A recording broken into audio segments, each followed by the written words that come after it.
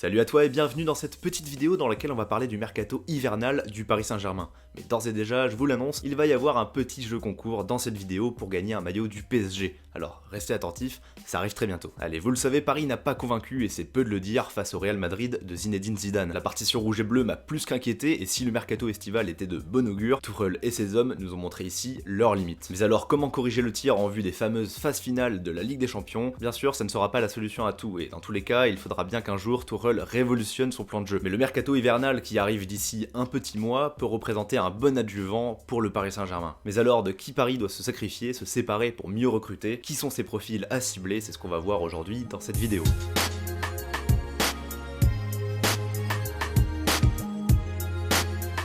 Avant d'aller de l'avant en 2020, je vous propose un petit bilan de ce mercato estival, 3 mois après sa clôture. Dans un premier temps, on était tous d'accord pour le dire, Leonardo nous a régalé de ses tours de magie en trouvant des bonnes astuces, des tours de passe-passe afin de combler toutes les failles d'un effectif manquant cruellement de profondeur. Finalement, seulement 2 joueurs nous donnent pleinement satisfaction. Mais attention, pas des moindres. Le premier, c'est Keylor Navas qui nous apporte enfin la sérénité dont on avait besoin dans le but parisien. Il n'y a pas à dire, c'est lui le patron, et vu le coût de son transfert, c'est quand même assez miraculeux. Le deuxième, c'est Icardi, prêté pour seulement 5 millions en attendant de confirmer son achat. Il remplit tout à fait le job et assure la relève de Cavani en marquant presque à chaque match. En parallèle, j'ai bien plus d'interrogations par rapport au temps de jeu de joueurs comme Herrera, Sarabia, Diallo ou encore Idrissa Gueye, même si son cas est plus particulier, je pense qu'il manque tout simplement de temps de jeu avant de revenir à fond. Oui, mais justement, le problème est là, on a recruté beaucoup de joueurs talentueux, certes, polyvalents, sérieux, mais qui manquent tous plus ou moins de temps de jeu. Or, Paris n'a plus à attendre et doit enchaîner les performances afin de créer, de roder, de huiler ses automatismes, parce que sinon c'est tout simple, avec l'ami Tuchel, on n'aura jamais vraiment de plan de jeu, de tactique vraiment viable sur la durée. Heureusement, l'effectif est très fourni. Quand un joueur est blessé, il y en a toujours un autre qui est disponible pour compenser. Mais encore une fois, je me répète, au-delà de la rotation qui est très positive,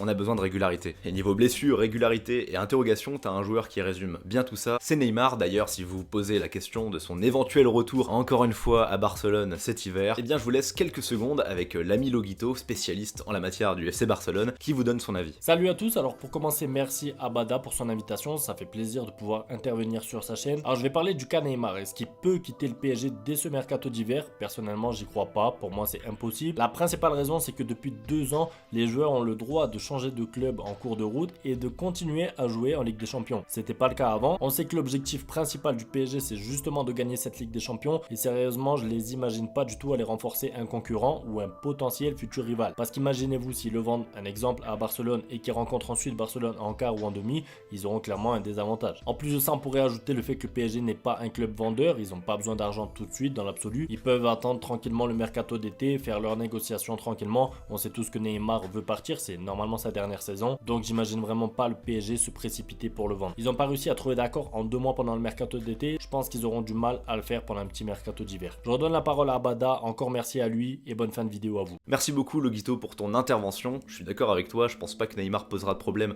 dans ce mercato hivernal, mais alors quel mercato doit effectuer le Paris Saint-Germain?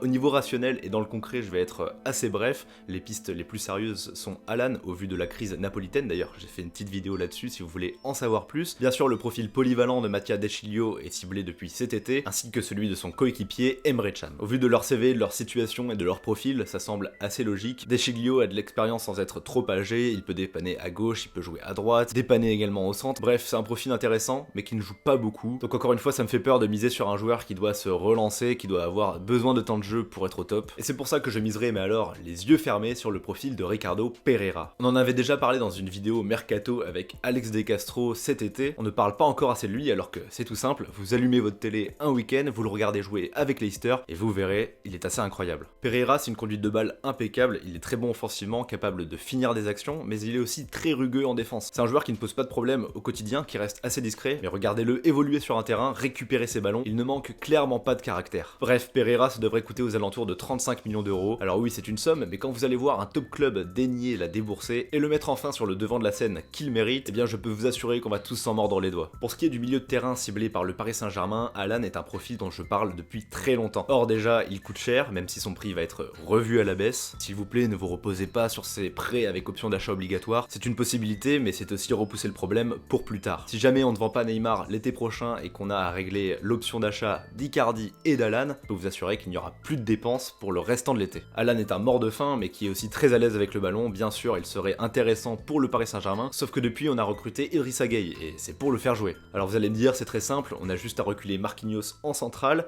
aligner un milieu à 3 Verratti, Gueye et Alan, mais alors niveau taille les gars, ça va être très compliqué. C'est pourquoi dans mon 11 idéal, je laisserai le milieu Marquinhos, Verratti, Gueye, mais avec en suppléant Bentancur de la Juve, qui est un très grand milieu, 1m87, mais qui en plus de ça est très agile, qui a une très bonne vision du jeu, qui a beaucoup de percussions. Bref, regardez aussi les matchs de la Juve et de l'Uruguay quand il joue, c'est vraiment un bonheur. Et puis en suppléant de Marquinhos, un petit peu pour l'avenir, eh bien je miserai les 30 millions qui sont nécessaires pour arracher Sandro Tonali, le nouveau Pirlo avec de grosses guillemets, du Brescia. C'est un joueur extrêmement jeune qui est convoité par tous les grands clubs, c'est un coup de poker mais qui semble assez intéressant, alors si on en a le budget, pourquoi s'en priver? Mais justement au niveau budget, Paris ne peut pas non plus faire de folie. Tu gardes dans un coin de ta tête que tu dois régler quand même le transfert d'Icardi, donc pour moi si Paris n'est pas vendeur cet hiver, ils n'investiront pas plus de 20 millions. Allez, juste avant de vous proposer mon 11 final pour le Paris Saint-Germain version 2020, eh bien je vous demande une nouvelle fois de me donner vos transferts pour le Paris Saint-Germain cet hiver. Parmi tous vos commentaires, je choisirai une nouvelle fois un gagnant afin de remporter ce magnifique maillot quand même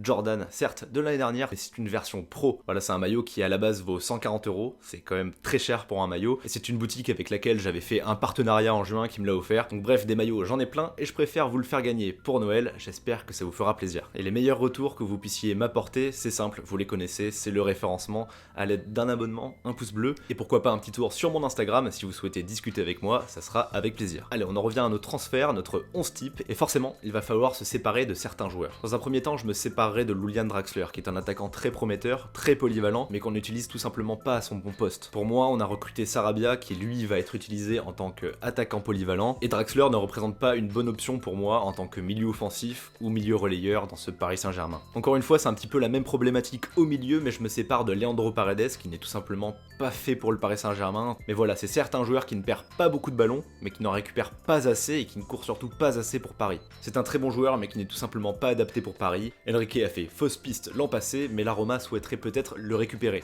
Alors pour 20 millions, je ne dis pas non. Enfin, même si j'émets quelques réserves par rapport à ce joueur, je ne vais pas non plus cracher dans la soupe, donc je vends Kurzawa aux alentours de 8 millions afin de recruter Deschiglio. Voilà pour mon 11 idéal, on a Navas et Rico au cage. Pour les centraux, on a Diallo ou Kipembe, accompagné de Thiago Silva avec Kerrer en doublure pour la Ligue 1. Sur le côté droit, on retrouve la piste utopique, incarnée par Ricardo Pereira, doublé par Meunier qui partira sûrement cet été. À gauche, Bernat qui peut souffler avec Deschiglio. Au milieu, t'as du Marquis et du Tonali, Gueye qui tourne avec Bentancur ou Emre Can. Mais pareil, Can, c'est certes un joueur polyvalent qui peut jouer central et milieu, mais qui ne joue presque pas, qui n'a pas la confiance de son côté. On enchaîne avec le classique Verratti et Herrera en remplaçant. En attaque, t'as du Neymar quand il est à 100%, sinon Di Maria, Mbappé à droite et Sarabia, en pointe Icardi et Cavani s'il accepte de rester en tant que doublure. Voilà pour mon 11 idéal au niveau du rapport achat-revente. On en est à 40 millions de dépenses, ça me semble un petit peu élevé mais pas non plus surréaliste quand on sait que Paris a investi 47 millions l'hiver dernier pour Paredes. Bref, malheureusement c'est une équipe qui ne verra pas le jour mais qui serait vraiment très complète et assez compétitive pour passer un cap en Ligue des Champions. Je vous affiche quelques secondes le mercato qui sera le plus probable pour cet hiver, tout en vous rappelant de commenter un maximum cette vidéo avec votre mercato. N'oubliez pas que ce magnifique maillot est en jeu, en tout cas moi je n'oublie pas de remercier Loguito pour sa participation. On se retrouve évidemment très vite pour de prochaines vidéos, d'ici là portez-vous bien et ciao tout le monde.